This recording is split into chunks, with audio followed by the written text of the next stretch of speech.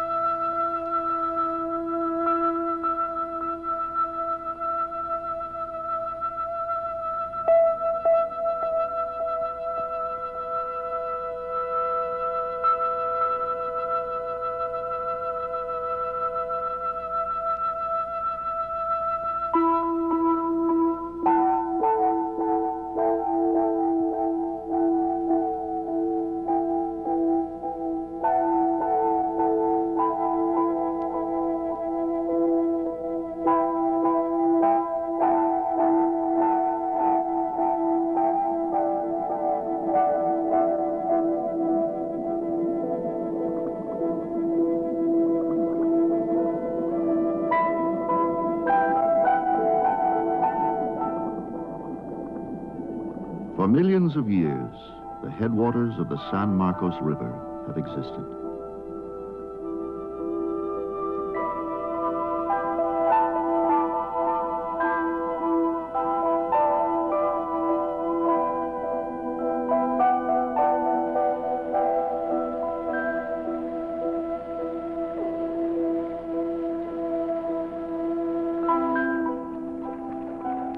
It is only a little river.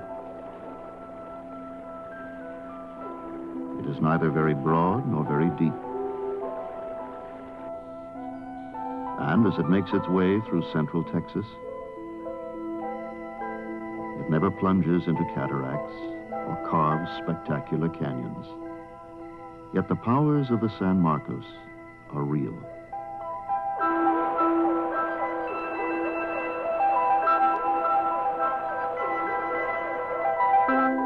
For thousands and thousands of years, people have been drawn to its banks, and the river itself is like a family heirloom that has been passed down from one culture to another.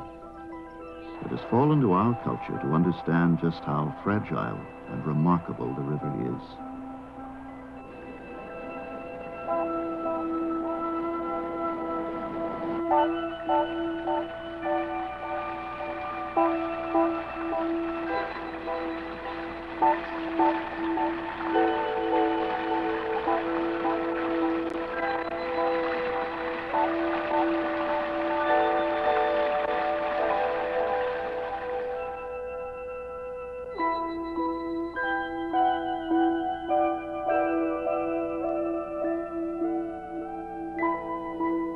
This is the story of our ageless infatuation with this river and of the destiny we share with it.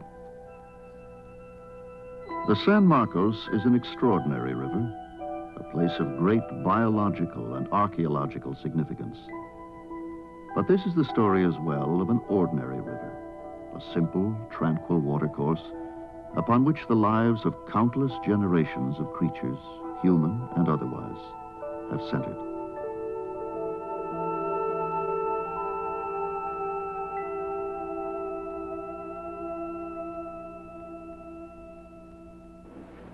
Give me a little slack on the rope. It's got a lot of delicate stuff. All right. Here you go. You got it? The river originates deep within the earth. These men are water quality scientists. They have descended into this central Texas cave in order to reach the water table of the Edwards Aquifer. Bag coming through. Okay. The vast underground filtration system that feeds thousands of springs and artesian wells. Wow, this is just an incredible sight. Look at the clarity of this water. This is the first time I've ever seen anything like this. Boy, it is pretty, isn't it? It's beautiful, beautiful. And it's just about as pure chemically, too, as it appears. There's hardly any pollution at all, and it's as nice a water you could ever hope to have as a water supply. Okay, well, it really looks good. Let's go ahead and get suited up and get in the water then.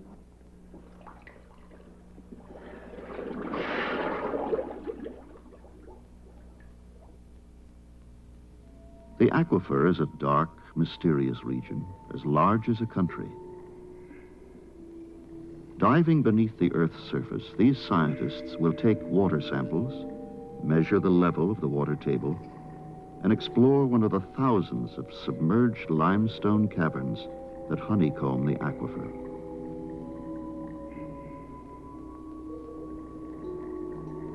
This Texas blind salamander is only one of the many strange and elusive creatures that live in the aquifer. Its porous limestone is saturated with water that is as clear as air. This is where the San Marcos River begins. The clear subterranean water is forced upward by artesian pressure through the fractured bedrock and erupts upon the sandy river bottom. Each of these jets is a tiny individual spring. Other springs are much larger and discharge thousands of gallons of water a minute.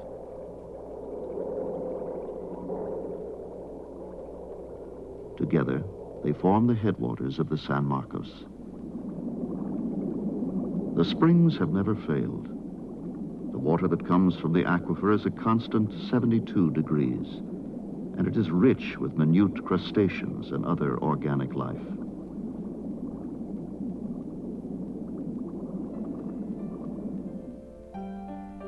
For certain kinds of salamanders and minnow-like fish, the headwaters of the San Marcos is an ideal environment.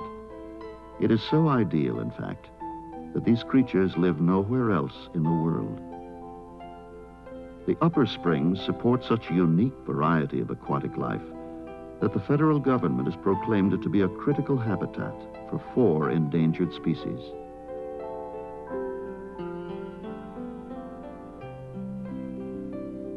Numerous other species, not on the endangered list, are found only in the San Marcos River.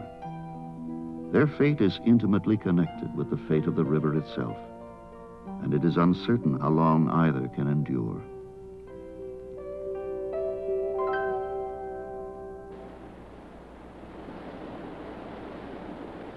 In 1709, the weary members of a Spanish expeditionary force happened upon the San Marcos River for the first time. The water was as clear then as it is today, and the flow from the springs was awesome. A tremendous surge that boiled and fountained above the surface of the headwaters. To those exhausted Spanish soldiers, it must have seemed like the Garden of Eden.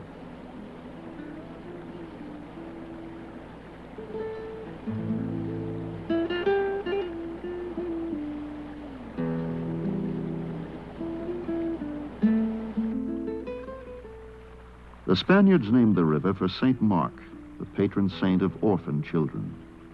In their journals, they referred to it occasionally as El Rio de los Inocentes, the river of the innocents. For the Spanish and the Texan settlers who followed them, the river was an important economic resource. And it would not be presumptuous of us to suppose that it provided some sort of spiritual sustenance as well.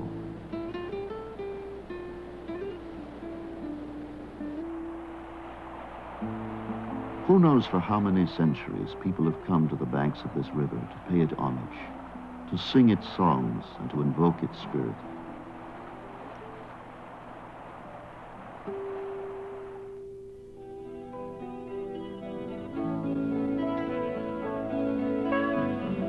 On the San Marcos River.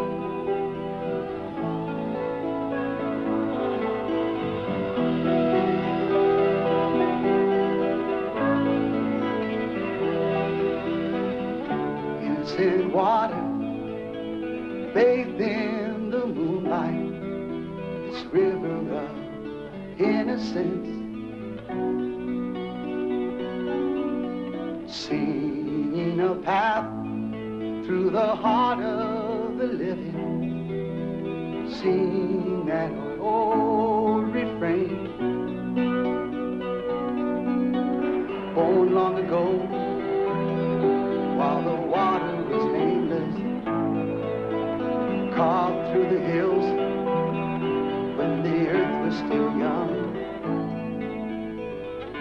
clear from the spring, your voice ever changing, river of innocence.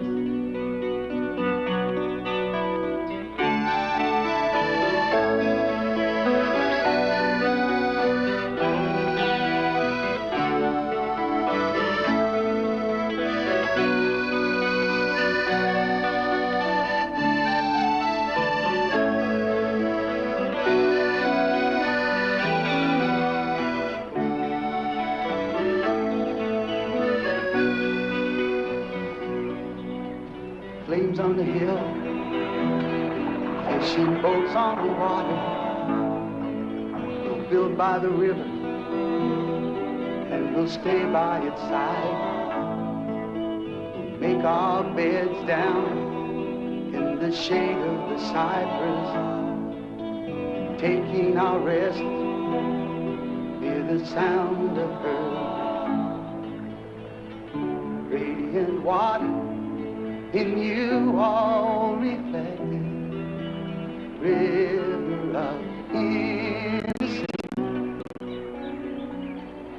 The river has always spoken to poets and songwriters and artisans. But many others have heard its voice as well.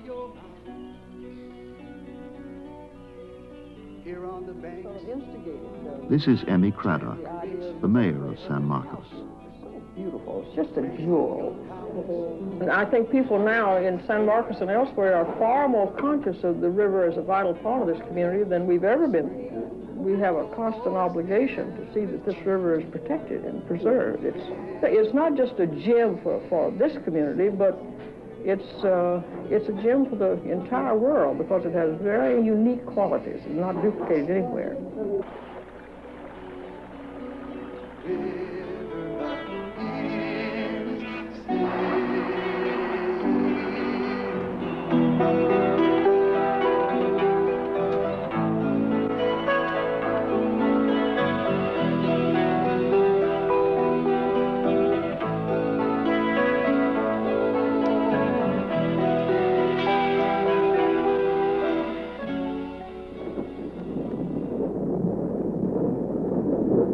The Edwards Aquifer acts as an immense reservoir for the water that seeps into the earth throughout much of central and west Texas.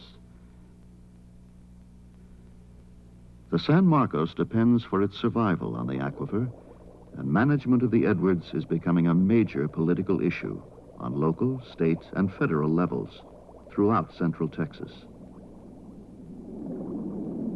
The fate of the river now appears to be in the hands of government.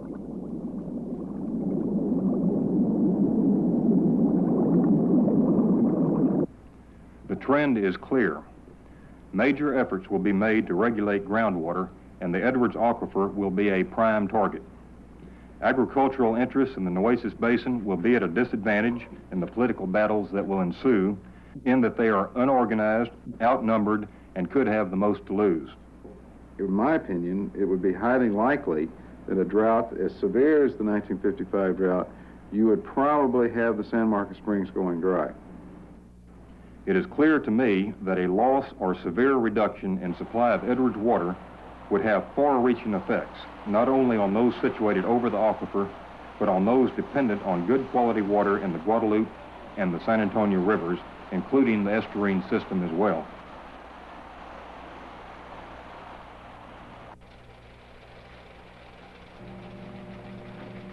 Albert, could you show me some of those traces you've been doing recently? Sure. Like the map over here that where I've been placing the spots. I've been doing that. Easier to show you on that. Okay. Dr. Glenn Longley, the director of the Edwards Aquifer Research and Data Center, has the job of helping people understand the aquifer and its limitations, and of recommending policies that will help protect it. On Holland Street, and there's where I use some optical brighteners. I use 2 pounds of optical brighteners. The Edwards Aquifer Research and Data Center was established in 1979. It provides public service in the study, understanding, and use of the aquifer. Our activities are all geared to educate as many people in the region about the workings of the aquifer as possible. Just above where they're putting in the new recharge dam. Well, I'll tell you what, that looks like a good place to trace. I hope we get some rain, and that'll help get your trace through.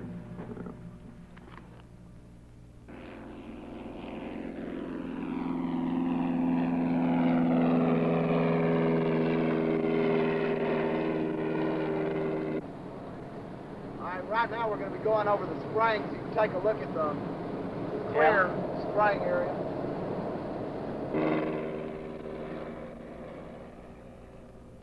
Longley's research requires him to fly periodically over the recharge zone of the aquifer so that he can inspect it on a grand scale.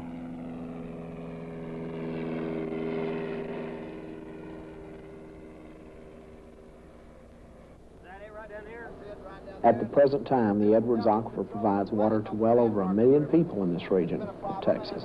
It's the single most important natural resource in this part of the state. Construction, I think, has gotten well underway, and I think they'll be completed in about 2 years. If the water level in the aquifer drops below a certain point, there will be no flow from the San Marcos Springs. And of course, the river will then dry up as well.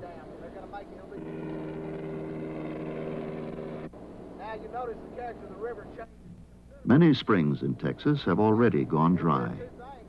Longley fears that if some sort of management is not imposed, the San Marcos Springs, the river they create, and the unique creatures that live there will disappear.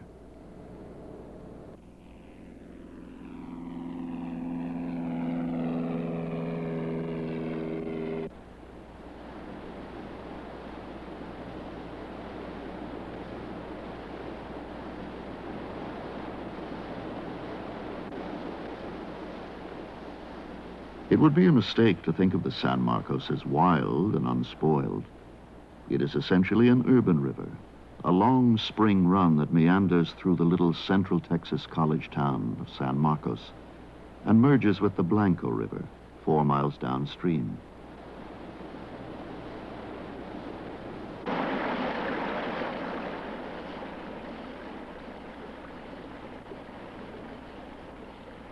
Longley is also an expert on the aquatic wildlife of the San Marcos River. It's not in the best of shape, but it is alive. Many of these creatures are very small, and an untrained observer would have trouble spotting them in the first place, much less identifying them.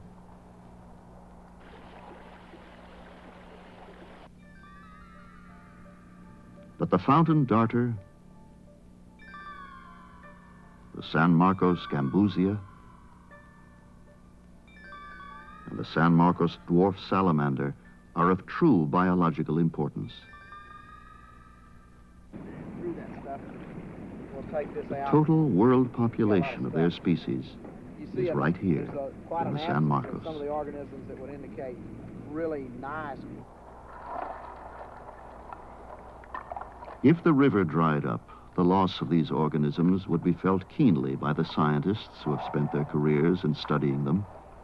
To the rest of us, they would probably be only a footnote to the greater loss of the river.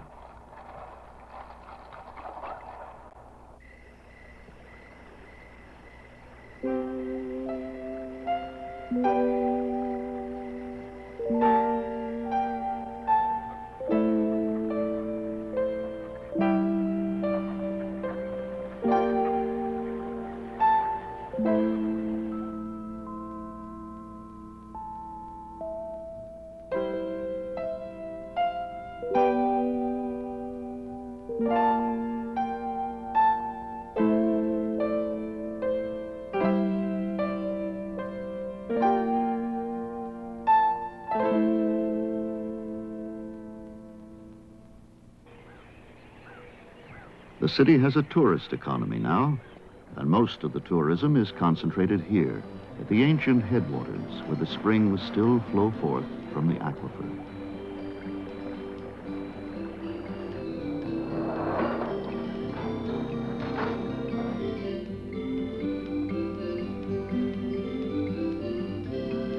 Aquarina Springs is an improbable array of attractions.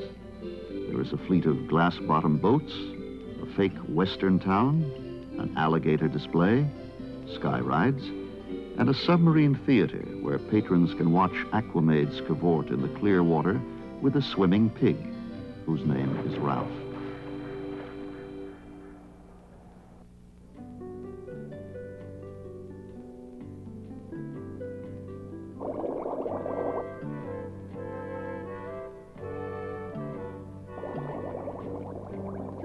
It's a bizarre place, far removed from the natural world of the river, but it's strangely appealing in its relentless attempts to draw the attention of the world to the beauty of the San Marcos.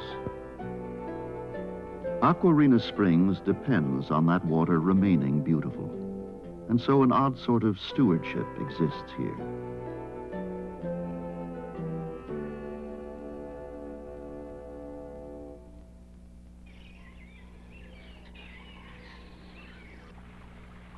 Scott McGee is the operations manager at Aquarina Springs. It is a job that suits him, since his ties to the river are ancestral and he feels responsible for its welfare.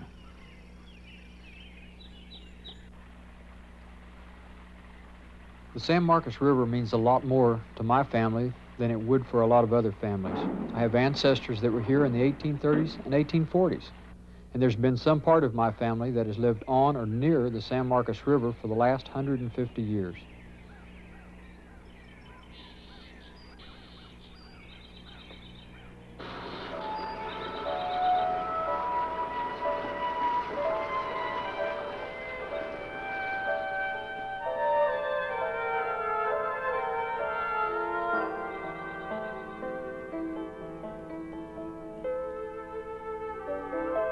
McGee is descended from one of the first Anglo settlers to build on the San Marcos.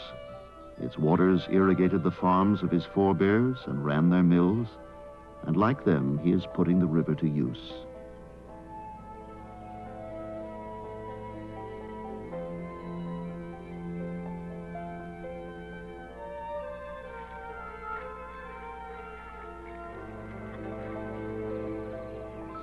Our basic feeling at Aquarina Springs about the river is one of coexistence.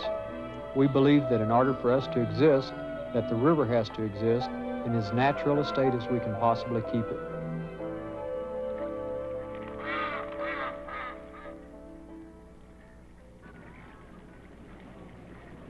This is your last call for the next available ride. All aboard.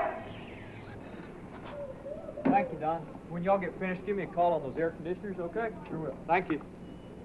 McGee started his career at Aquarina as a clown in the underwater show.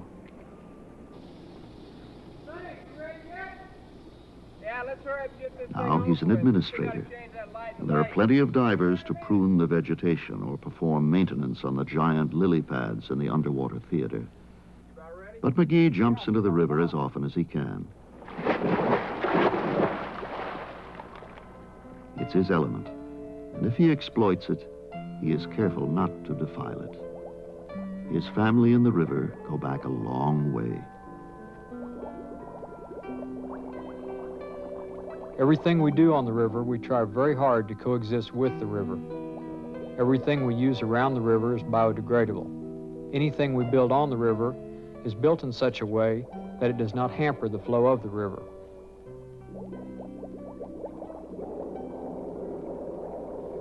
Over the years, we have realized that the flora and fauna in the San Marcos River are very unique. There are more varieties of underwater plants and underwater animals concentrated in this area that are unique to this area than in any other place in the United States. Working on the lake at nighttime, it's very easy to get distracted. There's so much to look at, and it's such a beautiful area to swim in. Sometimes it's very hard to concentrate. I'd rather resign than do anything that I think would hurt the river.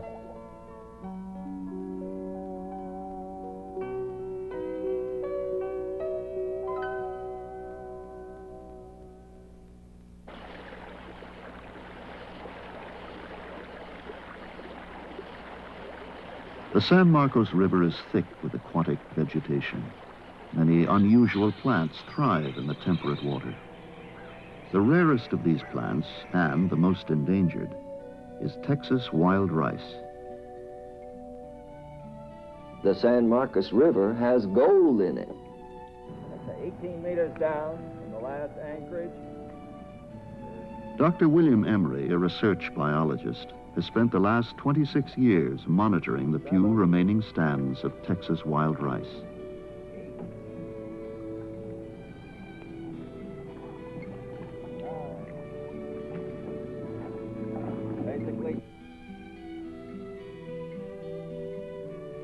The wild rice is, by chemical analysis, 4 times as good as the best wheat grown in the United States.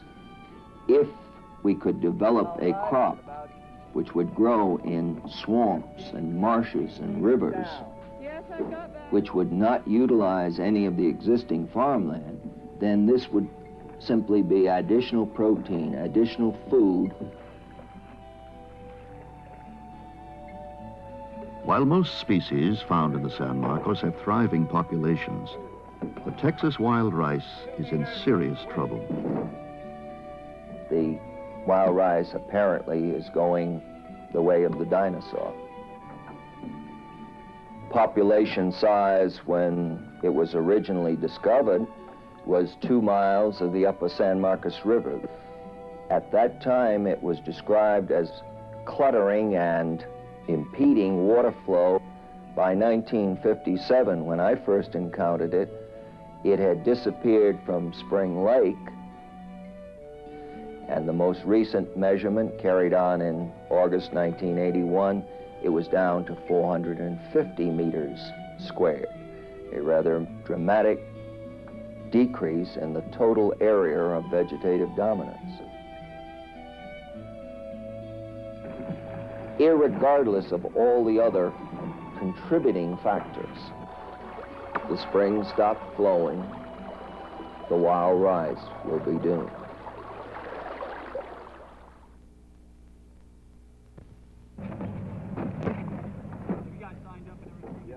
Aquarena Springs is the starting place for one of the most grueling boat races in the world, the Texas Water Safari. It is an all-out, non-stop sprint of some 400 miles that ends in the Gulf of Mexico. A San Marcos resident, Tom Goins, is a 5-time champion of the Water Safari. He is also a passionate defender of the river.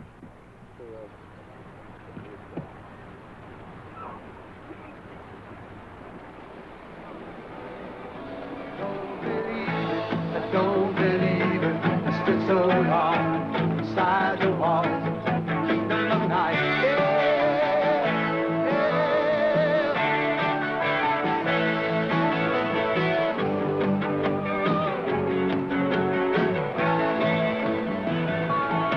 We returned to see the sun.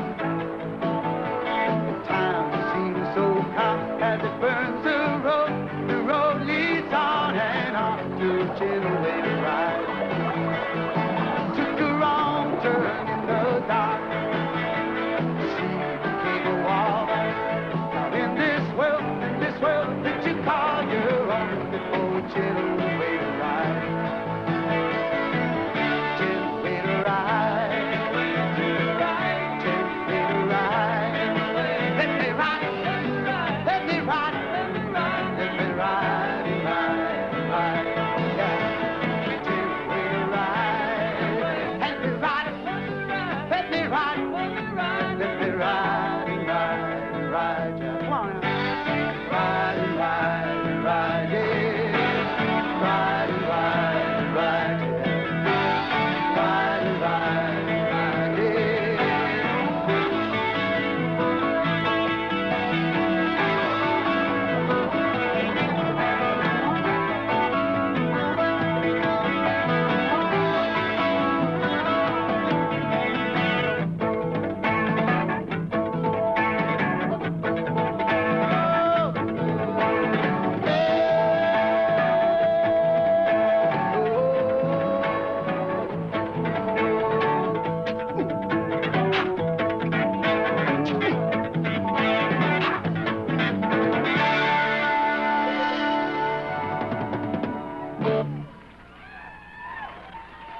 Gentle way to ride. All right. So you please welcome and give a listen to Mr. Tom Goins.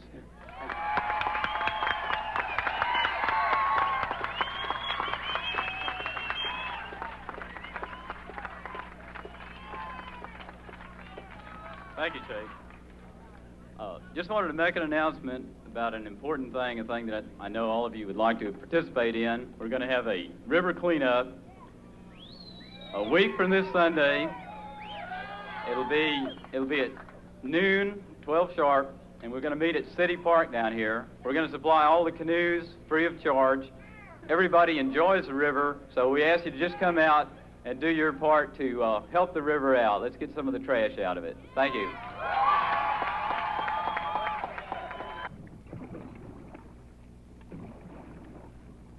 Whenever I'm picking up trash in the river, I can almost sense that somebody appreciates it.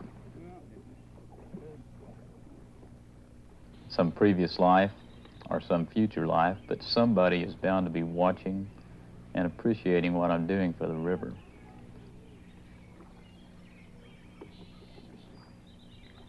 That's why I've never gotten tired of cleaning up the San Marcos River, because it's something I feel like I owe the river. So many people come here and use this river, they should realize why they're coming here. It's important that the people in the cities realize that when they kill this river, that they've cut their own throat, because this is the river that gives them life, not just water, but it gives them life through recreation.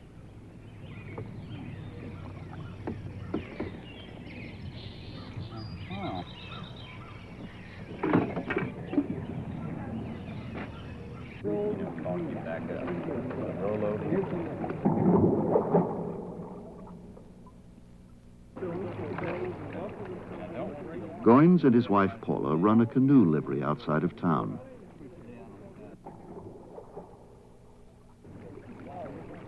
And he teaches kayaking and canoeing classes.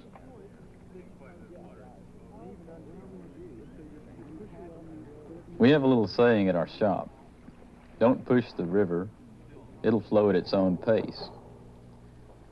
So when we take kayakers down the river in a class, we let the river do a little teaching here and there.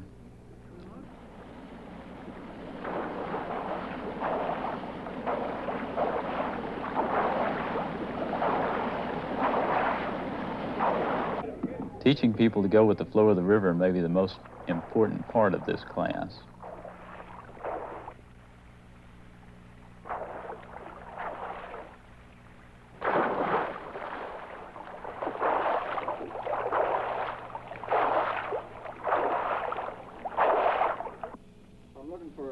When people come here to rent a canoe, they're usually in a big hurry. They've just driven in, and time is wasting. They can't get that canoe in the water fast enough.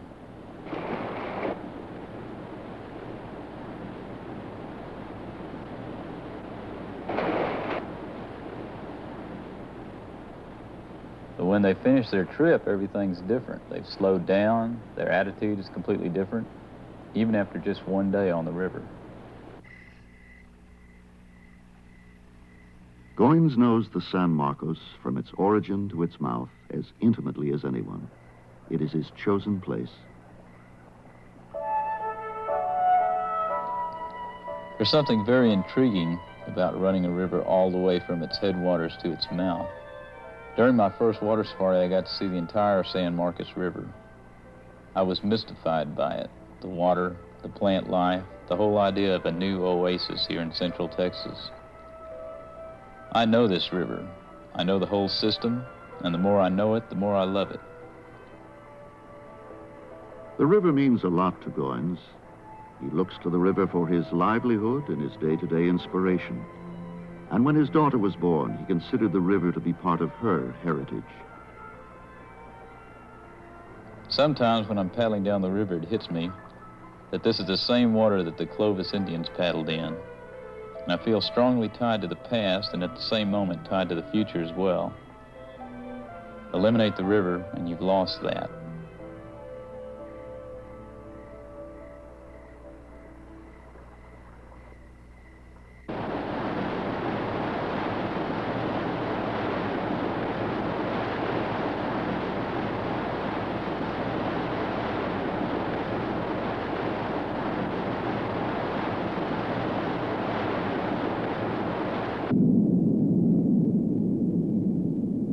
The headwaters of the San Marcos were dammed long ago by early Texan settlers. The remnants of that dam and the lake it created still exist today.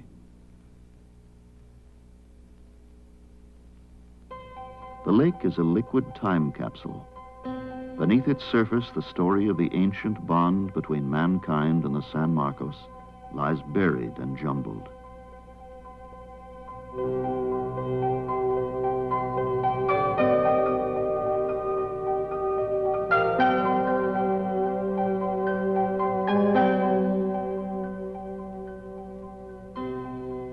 Long ago, this was the River Terrace.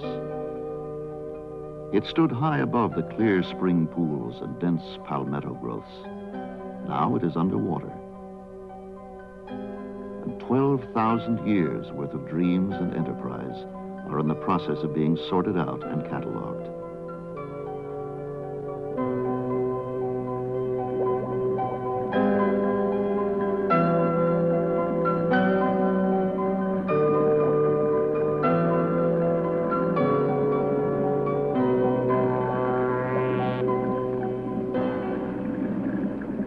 The work proceeds in classical archaeological fashion. Grids are laid down, and within each quadrant, the mud and gravel are vacuumed or sifted away.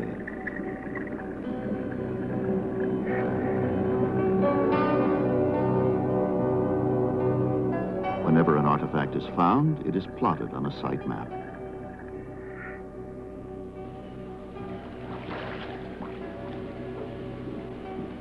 This is Dr. Joel Shiner, an archaeologist from Southern Methodist University in Dallas.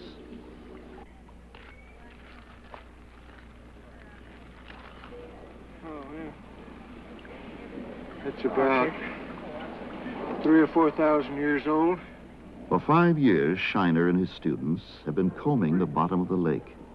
And in that time, they have collected hundreds of thousands of flint chips, bone fragments, and well-preserved tools and projectile points whose high degree of craftsmanship is still apparent. What's part of a drill? Ah, okay. It's flicked on both sides. Looks very nicely worked. Finely done. Drill a hole with it.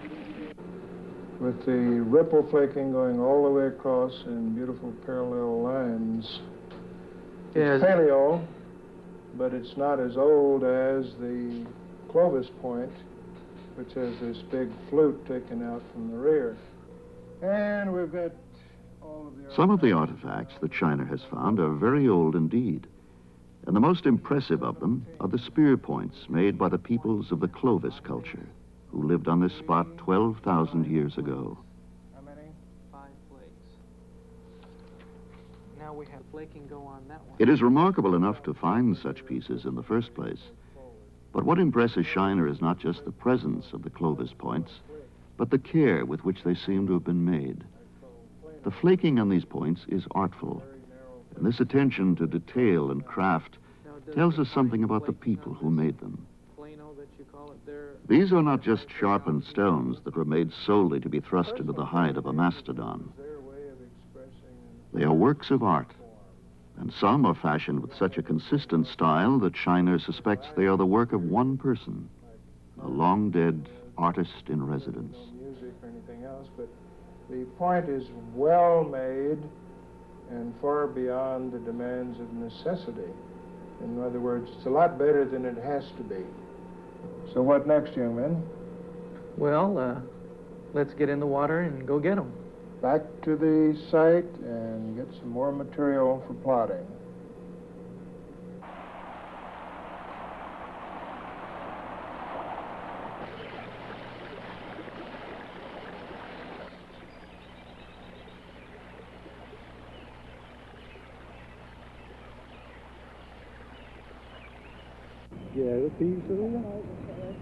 Why don't you head upstream to keep us...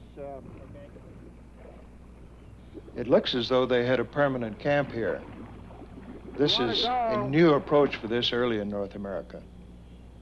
My personal guess that there would be more likely between 500 and 1,500 Clovis Indians over the entire area of North America. Since these people moved around a lot, I would expect to find a lot of Clovis sites that were small, with just a few Clovis points and a lot of large bones from big animals that they had killed. That's great. The slate as minus B22. It's an archaic point fragment dating back a couple thousand years probably. Oh, that's excellent. The San Marcos project is dear to Shiner's heart, but it has not been an easy task. For assistance, he has relied mostly on his archaeology students. A typical workday for Shiner, who is in his mid-60s, involves up to 10 hours underwater. During the course of the excavation, he has undergone open-heart surgery and the removal of a lung, but neither operation kept him away from the river for long. He believes he is onto something, that here in the San Marcos he has found what could turn out to be the oldest continually inhabited site in North America.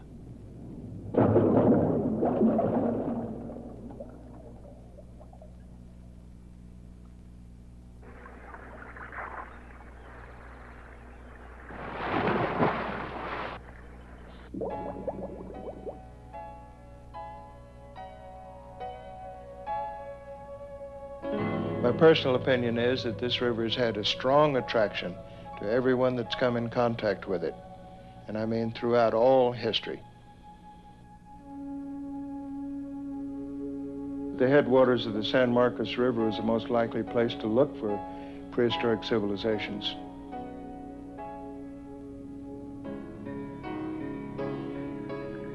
If the people who lived here in prehistoric times had an aesthetic sense, surely they had a sense of belonging as well. What is most significant about this site is the abundance of artifacts. It indicates the San Marcos was not the temporary camp of nomadic tribes, but a permanent community, perhaps the first on the continent. For a wandering culture, this could not have been a casual decision. The river had to be abundant enough in resources and compelling enough in its loveliness to make them want to stay forever.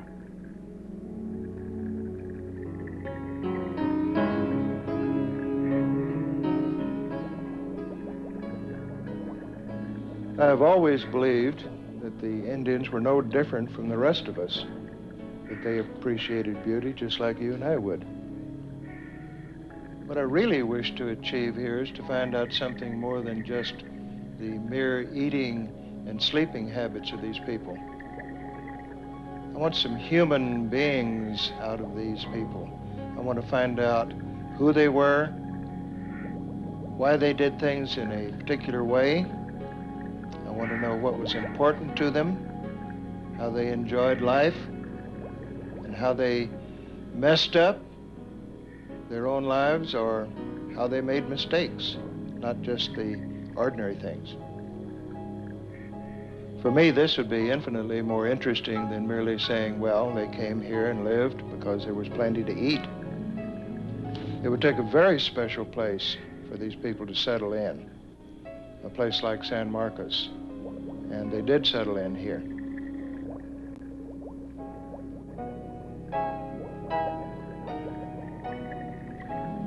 They were people just like us. They had all the capacities for wonder and awe.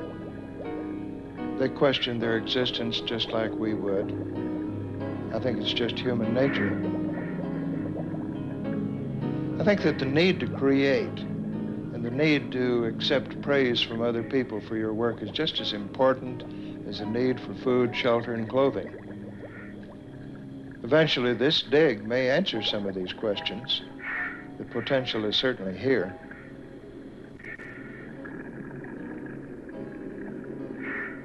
The Clovis Indians were the first people to settle on the San Marcos, but the remnants of other cultures have frequently surfaced in Shiner's grids. The divers have found antique coins and weapons, bits of crockery, and thousands of pop-tops from beer cans. The discoveries are like a core sample of the entire history of human interaction with the river. In our own time, that interaction is far busier, and its effects far more profound. Today, the river still plays a dominant role in the life of San Marcos.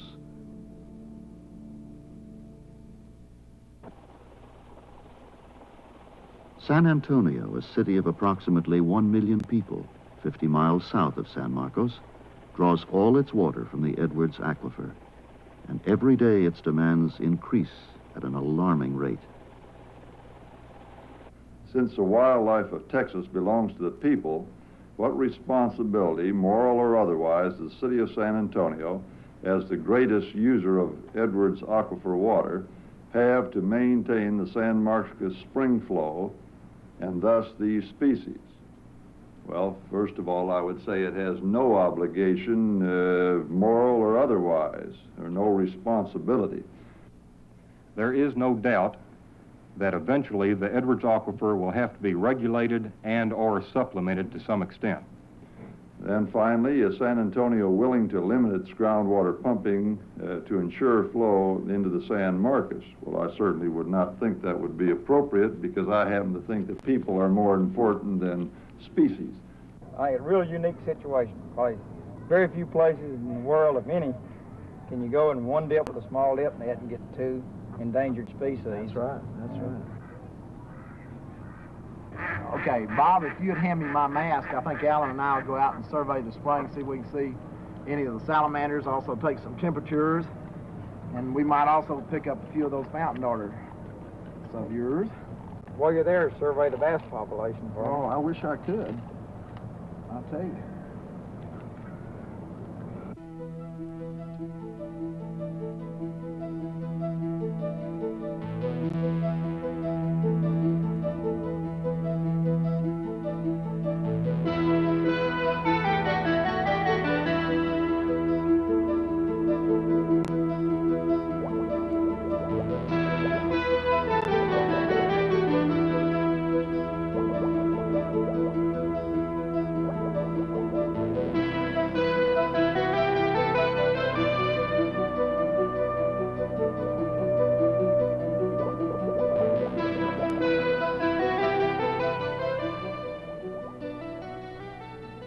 A 150 years ago, the water in the aquifer came out of the ground only at natural springs. Today, thousands of wells tap into this underground reservoir. 70% of all water used in Texas comes directly from aquifers.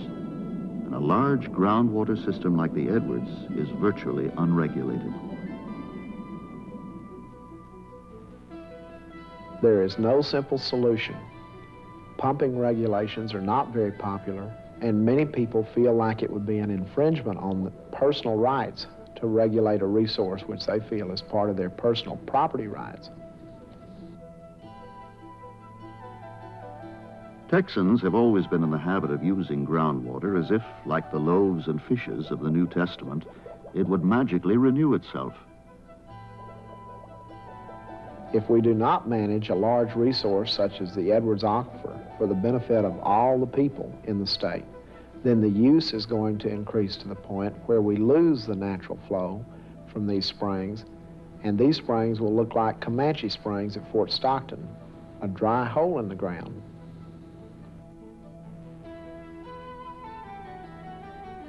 Water rights are a complex, emotional, and political issue. The vast majority of the people who are dependent upon the groundwater have only the vaguest idea of what an aquifer is. I think that in the Edwards Aquifer region, you see many parallels to other parts of the world where groundwater is the major portion of the water being used. What we're doing to the Edwards Aquifer is not an isolated case. It's going on all over the world. What we do with the water is an important aspect of what's going to happen to man in the future. In his efforts to improve public awareness of the aquifer and to provide some protection for it, Longley is working against time. Joel Shiner, meanwhile, is immersed in timelessness. He is charting an association between man and river that began in the unimaginably distant past and may end within our own lifetimes.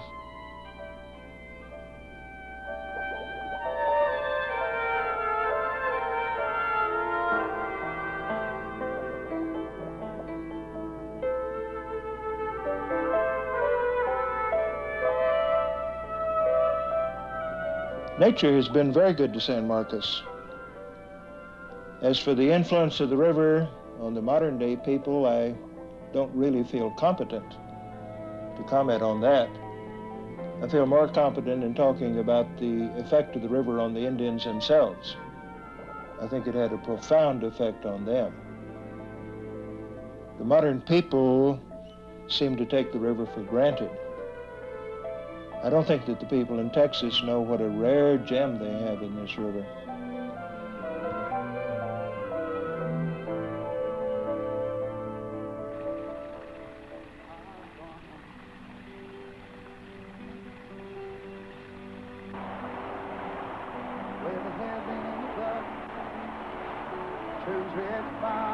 So the San Marcos River is a critical habitat for us as well.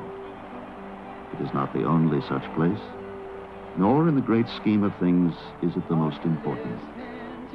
But it is important enough. And on the banks of the San Marcos at dusk, people stand and gaze out over the river, feeling as much the rightful citizens of this place as the fish and eels and freshwater prawns that inhabit it. They're here for the simplest of reasons, because it is within our nature to come to the river's edge and look out at that pure, glimmering water. The Spanish called it the River of the Innocence. And for all our draining and damming and polluting of it, it is with innocence that we approach it. We mean it no harm. It is just that our effects are so powerful. And I'll hang on to you. Said together we're one, and divided we're through. Ooh, divided we're through. Our alliance as natural creatures with this river and all rivers is unquestioned. We belong to it. It is our home. And for that reason, we cannot allow our presence to diminish it. To lose the springs and the river, to have thoughtlessly dried them up, would be a loss to our essence, a severing of some deep and secret connection we retain with those faceless Clovis Indians who once lived on these banks, and with the creatures that swim or skitter about in the water. We will never meet those ancient peoples, and we may never lay eyes on the San Marcos dwarf salamander or the fountain darter, but we are bound together with them for as long as the river remains. When the river is gone, we are on our own. Are you listening to me when I'm talking to you? Said together we're one, and divided we're through. So you hang on to me, and I'll hang on to you. Said together we're one, and divided we're through. There you go. Are you listening to me? Changing your mind when I'm talking to you. This love of yours. Said together we're one. Takes me some time.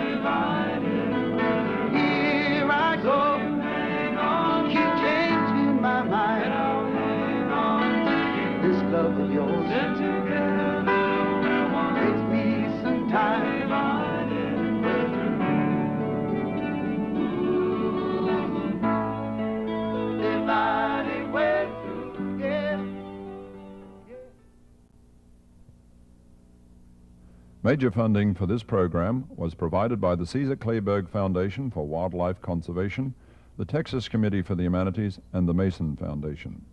Additional funding by Fluor Corporation, Mitchell Energy and Development Corporation, the San Marcos Telephone Company, and Washington on the Brazos State Park Association.